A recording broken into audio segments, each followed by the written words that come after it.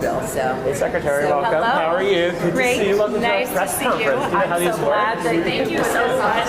It's nice to see you. Absolutely. Good to see you too. So you heard that the Senate's still Yes, in session. I did. So I've been in touch with Rodgers' office, and they're going to call an audible on that.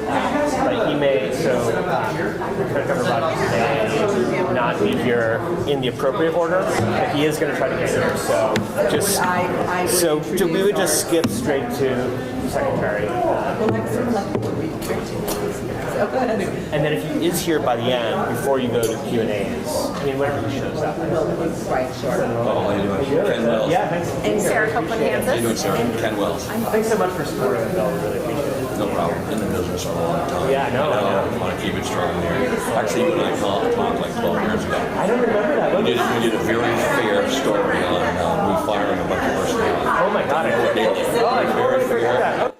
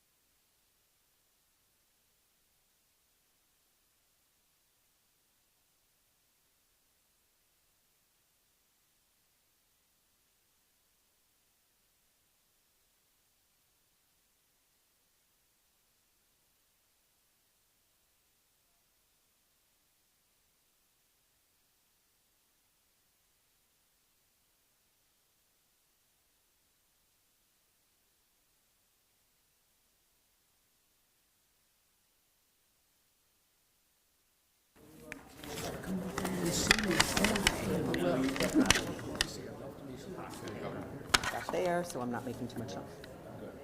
Say when. You'll be over here? Yeah, okay. Okay. You're making Ken and I look better. All right. Good morning. My name is Barbara Rachelson, and I'm a state representative from the Chittenden 14 district in Burlington. Thank you for coming to this press conference today. I want to start out by sincerely appreciating the media being here. Every time the legislature or the governor hold a press conference, we rely on Vermont media to show up and report. I started serving in this building in 2013 and remember how many journalists used to cover the State House. In 2000, Vermont had 1,446 people working in the industry, and in 2023, according to the UVM Center for Community News, we were down to 323. In the past year alone, Vermont lost 1 daily and 3 weekly newspapers. This past summer, I was reading the July 24th edition of 7 Days. The cover story, entitled "Vermont's Local News Publishers Are Endangered, Can They Be Saved?" and the publisher's column, "Hard Pressed," both really caught my attention. Colin Flanders and Kevin McCallum laid out the issues in a compelling way. While trusted local news is arguably more important than ever before, it has also never been harder to sustain. Like everyone in the industry, Vermont publishers are working to endure. At their best, local newspapers play an essential role in democracy. They hold the powerful accountable, equip voters with vetted information, and perhaps most importantly, help people feel connected, even to those with whom they disagree. No wonder then that studies have found communities without strong news organizations are more polarized, with higher rates of corruption and lower electoral participation. Paula Routley wrote in her column about the Center for Community News' journalism conference at UVM last summer. She mentioned that Rebuild Local News and others had presented several strategies that might gain traction in Vermont, including potential legislation. I was excited to read that article, and I emailed Rebuild Local News right away and met with their staff several times. I came away excited about introducing, with Representative Waters Evans, what has come to be known as H.244. I learned that many people were already at work on these issues, and you will hear from some of them today. Knowing how tight money is this year, I was excited to introduce a bill that is revenue neutral and would have an important impact on Vermont's media outlets. H.244 is about Vermont government spending our resources wisely. Why wouldn't we want to keep our dollars here in Vermont, where they can support Vermonters and help our Vermont outlets? So H.244 as amended would do the following. 1, it would require the state to spend no less than 70% of its annual print, digital, television, or radio advertising dollars on local media. 2, it excludes advertising focused on tourism or job recruitment from the above percentage. And 3, it would require the state to report to the legislature every year on how much the state spent on advertising and where those dollars were spent. So now I'd like to turn it over to our Lieutenant Governor. Good? You good? Thank you, and thank you all for coming out. In a country where currently the federal administration is attacking the press and trying to destroy it, I stand here today as a person throughout my political career who has stood for government transparency and open government, and there's no way to have that without a solid press corps. And that's why when Paul Hines got hold of me and asked me if I would support this, for me it's a no-brainer.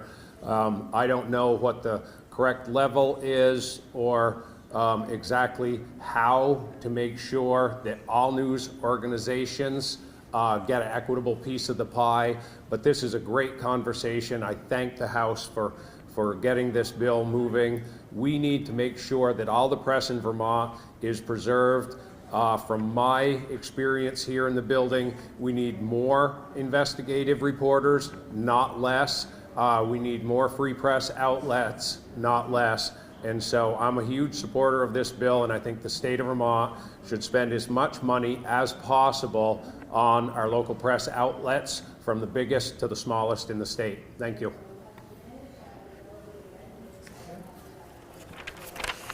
Thank you for that kind introduction, Mr. Lieutenant Governor. I'm sorry. I'm sorry. And my friend, Sarah Copeland Hanzas, the Secretary of State, I'm sorry I didn't have my comment. Didn't have your notes in front of you. I'm Sarah Copeland Hanzas, Vermont Secretary of State, and I'm really proud to be here with this group of lawmakers and journalists to support H.244. Local independent journalism is a foundation to a thriving democracy. For 18 years as a member of the House of Representatives, I was able to stay in contact with my constituents, giving them regular updates about the ideas being debated here in Montpelier, because Bradford had a small independent newspaper. Invariably, in line at the grocery store or after church on Sunday, someone would engage me in conversation about something I had written about in the local paper. That was key to being able to communicate with my constituents. As we heard from Representative Rachelson, there has been a marked decline in the number of independent news outlets in Vermont in recent years. And while Vermont's transparency laws and many of the changes that we embraced during and since COVID have made it possible for engaged Vermonters to follow what their government is doing, there really is no substitute for an independent journalist following what's happening, synthesizing the news and the progress of an issue, and publishing that or broadcasting that in their media outlet. Many of us don't have the time to follow each and every step in the process. And while it's possible for many of us to follow our municipal government, by streaming the meeting while we're cooking dinner at home in the evening, and while you can follow the work of every single committee here in the House and Senate, and you can see what's happening on the Senate floor and House floor debate, many of us need to be able to rely on the journalists who have been tracking these issues over time to be able to help us understand what's happening. Government transparency is key and critical. This is a common sense law that would benefit our local media outlets and Vermonters by requiring that we buy local. Right? We buy local with much of our money. We talk about the importance of buying local, and we think of Main Street shops, but we also need to be thinking of Main Street media outlets as well. The First Amendment of the Constitution guarantees freedoms of religion, speech, press, assembly, and the right to petition your government. And of those 5 freedoms, the one that is under threat right now due to economic shifts is the vitality of that free press. And that's why this is so timely and important to be considering this bill right now. Vermont has done so much over the years to center transparency and access to government. Our brave little state is one of the best places to be an active and engaged citizen, and it gives you the most potential for influencing your government to solve the problems that you see in our world here in Vermont. And H.244 is a Vermont-scale solution that will answer the problem of decline in local media outlets. And so here to tell you more is Representative Ken Wells from Barton. Sir. Thank you very much. Have at it.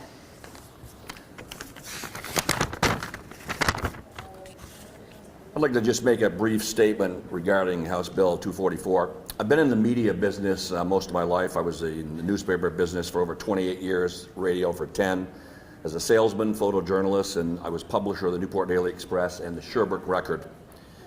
It's always been a tough job to sell and produce advertising content that provide customers with traffic to their respective businesses. Nowadays, the media landscape in New England and across America has changed dramatically, especially in the last 2 decades. It wasn't much more than 20 years ago that the Burlington Free Press moved 70,000 newspapers during their Sunday runs. A recent UVM study showed that there's been a loss of 75% of the newspaper jobs in Vermont in the last 25 years. While the source of advertising has been reshaped, some things have stayed the same. Vermont media businesses, whether they be in print, radio, television, online, or video stream, or any other format, the quality results that Vermont media advertising producers that can be read, listened to, and received by folks in the Green Mountain State has always provided a great guide to the finest statewide businesses Vermont has to offer. This bill gives the home state a leg up on all media opportunities, or at least the lion's share at 70% of state ad buys.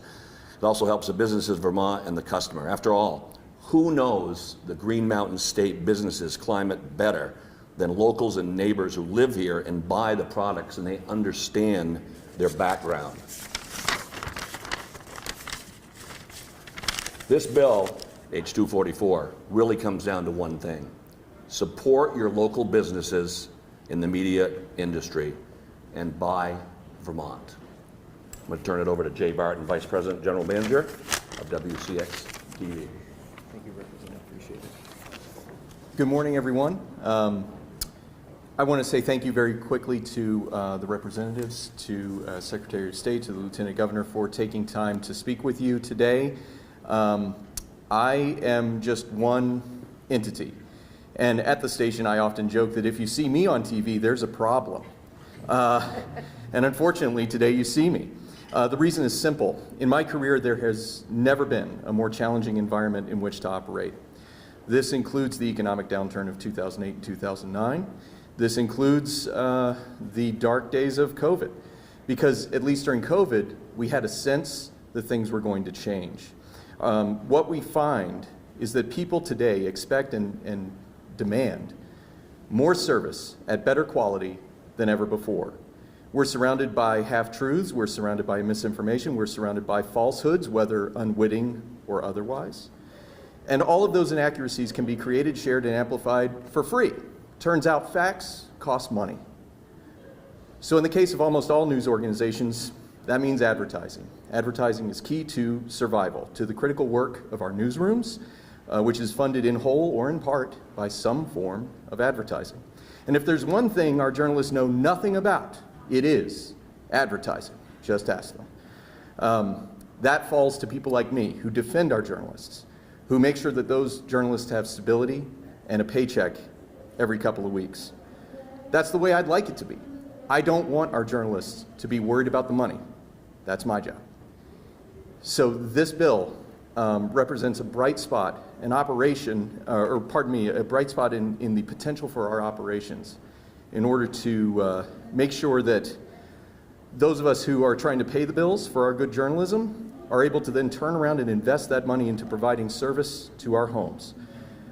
As people demand fact-based reporting, and as we try to serve our communities more and in better ways, I see every ad dollar that can stay in Vermont being turned into a dollar that pays a journalist to serve you.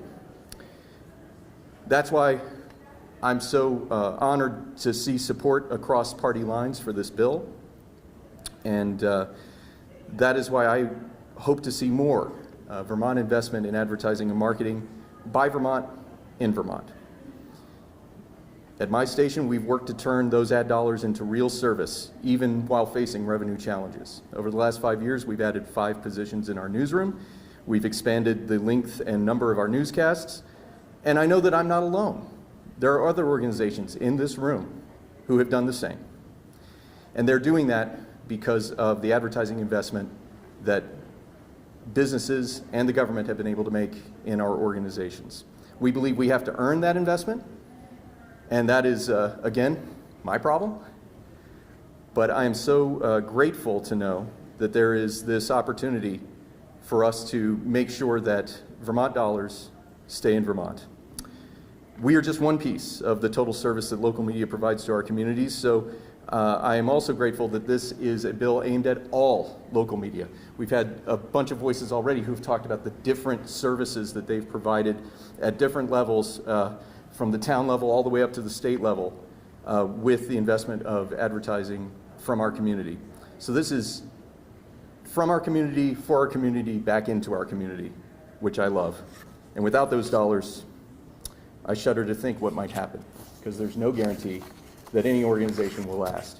So we have to work hard, we have to earn it, and I'm so grateful to have the opportunity to be a part of this.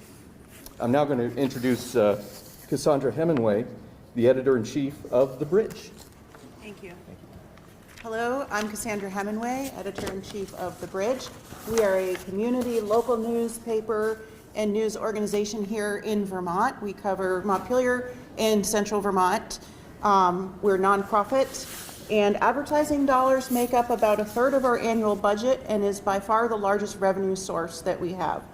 I brought today this copy of one of our newspapers. We published this a few weeks after the flood of 2023. The reason I brought it is because it's going to be hard to see back there, but there's a drone image of Montpelier underwater.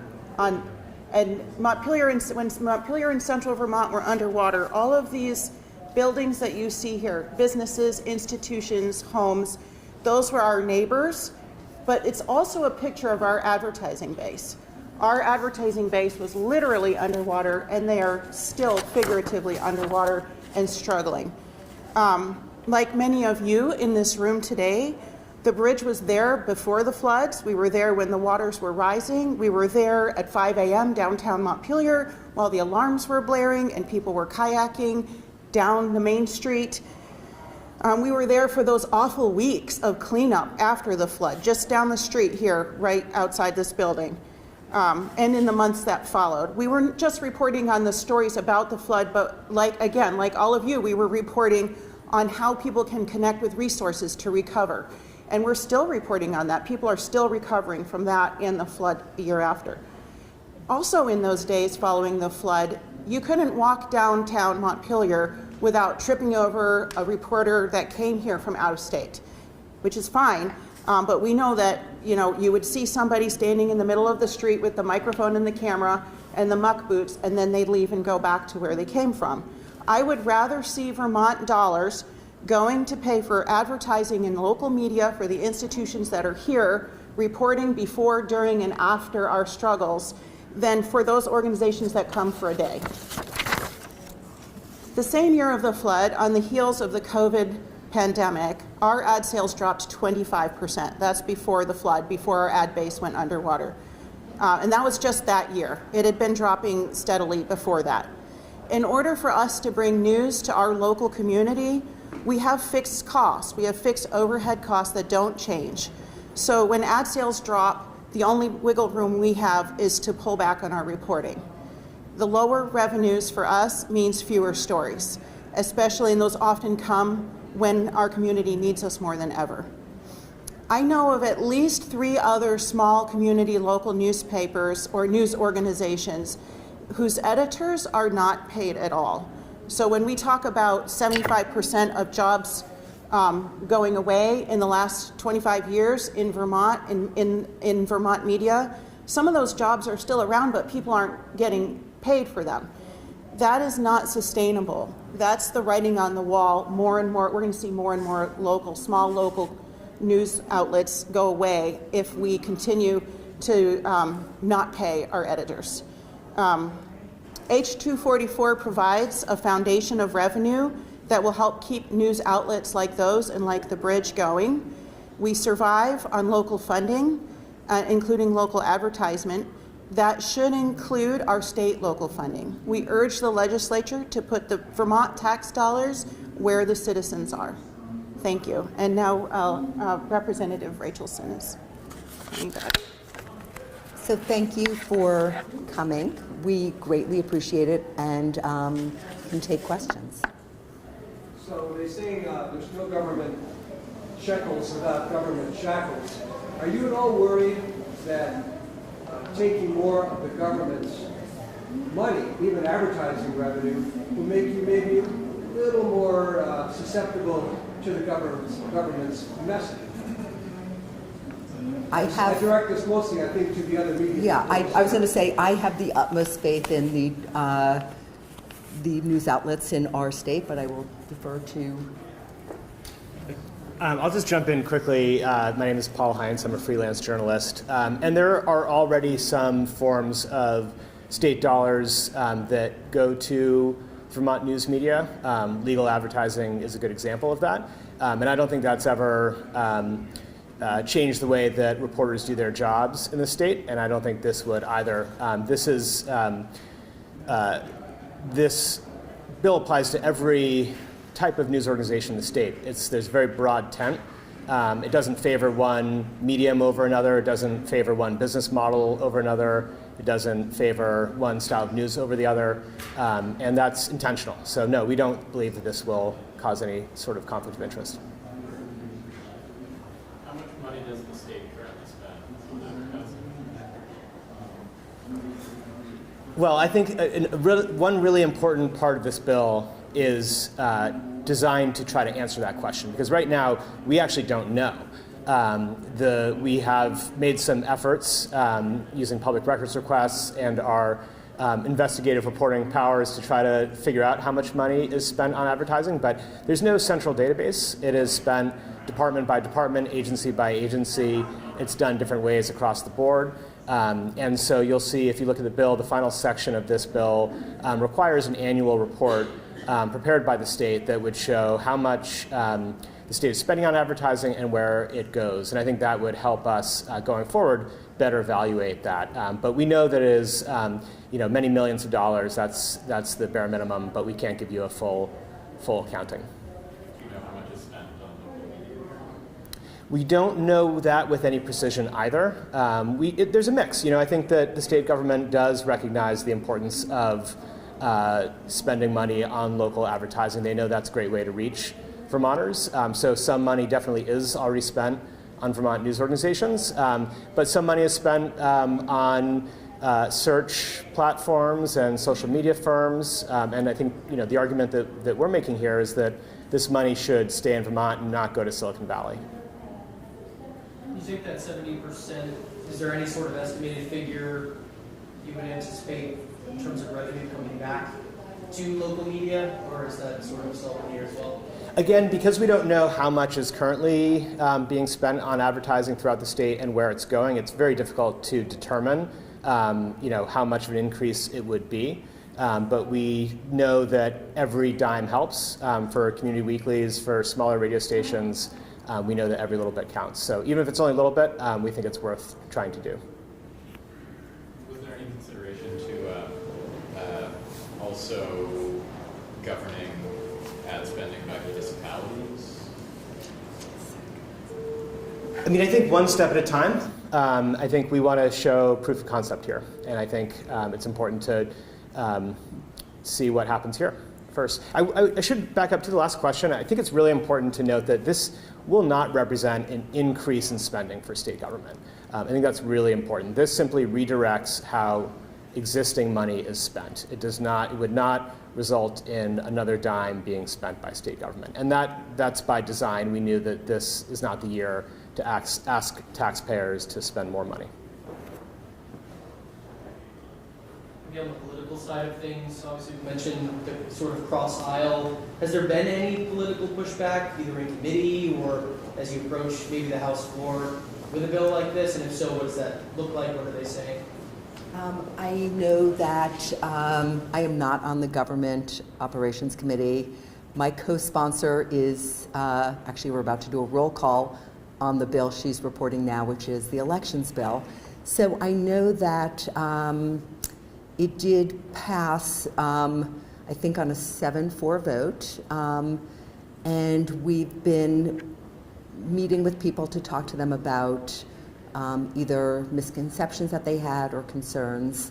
So do I think 100% of the people will vote for the bill?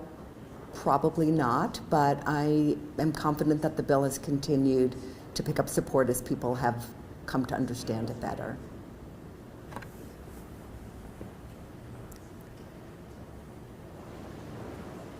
Great. Any other questions? Thank you again. Thanks, everyone. And before we go, it's Kathy Resmer's 50th birthday, so I think we need to sing to her.